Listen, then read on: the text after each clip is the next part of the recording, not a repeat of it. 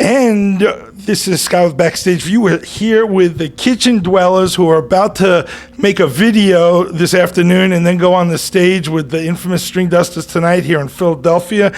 And it's a pleasure to see you guys, Sean and Max. And we did meet up again, we mentioned before, at Fresh Grass a while ago. But welcome to Philadelphia. I am real excited you got a new album out. And it's hard for me to pronounce, so explain to us about that.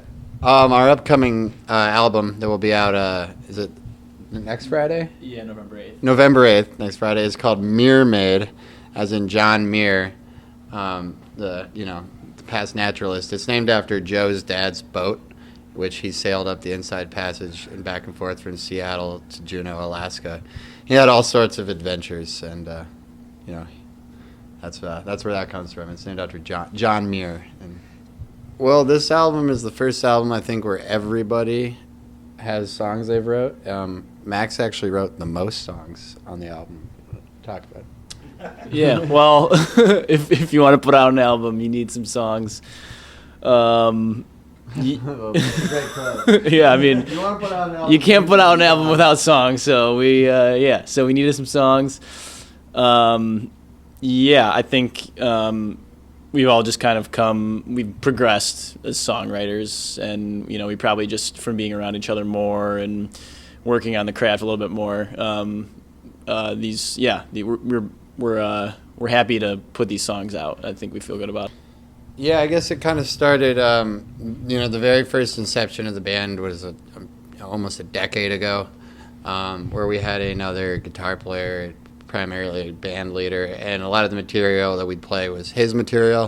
It was a different direction. It was more Americana folk, a real Wilco-y vibe to it, and when he went his own direction, and we brought on Max, that's when the real Kitchen Dwellers sound kind of came together, is how we believe. And over the years, yeah, like Max said, we've really started to understand how to speak each other's musical language, and it continues to grow at a crazy level. It's pretty cool to figure out how we evolve on stage and how we work with each other musically.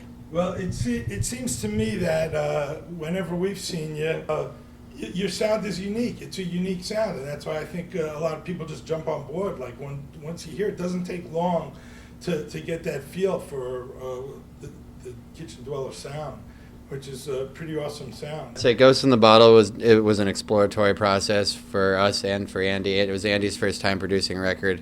It was our first time really working in a studio for a week away from home, and we got a lot done, but it was more on a looser format. Muir Made was done, I would say, as one of our more professionally operated projects, and maybe Max has some things. One was recorded at night, and another one was recorded during the day. Yeah.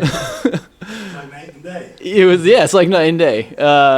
And even just listening to them, I think they sound pretty different. Oh, yeah. Just from listening, I went back and listened to a little bit of Ghost in the Bottle, and then to this new one, like they sound pretty different. I think the first one captured a lot of magic, and we had some awesome guests on there. This one we only have Jason Carter playing fiddle on it, so most of the album is really just the four of us. It's more just us. Where was it produced?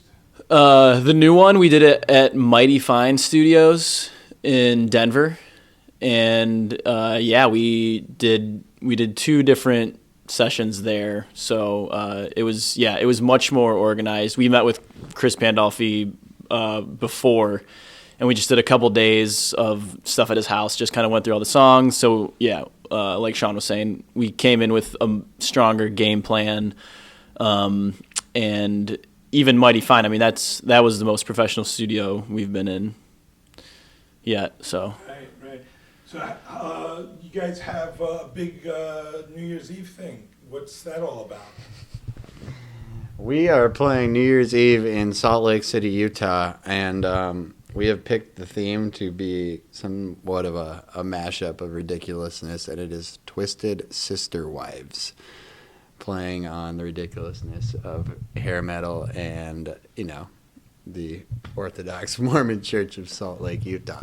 But so the whole thing is done in good nature and fun, and so far it's gotten a pretty good response, and it's going to be ridiculous and fun, and we encourage anybody who's looking for a good excuse to go on a hell of a ski trip. Salt Lake City's got arguably the best snow in the world, so coming out for New Year's, see us do some silly stuff, ski, enjoy the West. Well, you guys have been playing a lot since I've seen you. You've been on the road a lot. You're playing a lot more festivals, playing with a lot of different bands.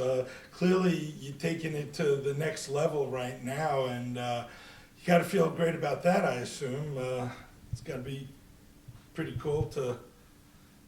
Yeah, we're in a hotel right now and not on the street. So It's a Courtyard Marriott. Yeah. It's not even a Motel 6. yeah, exactly. And we flew here.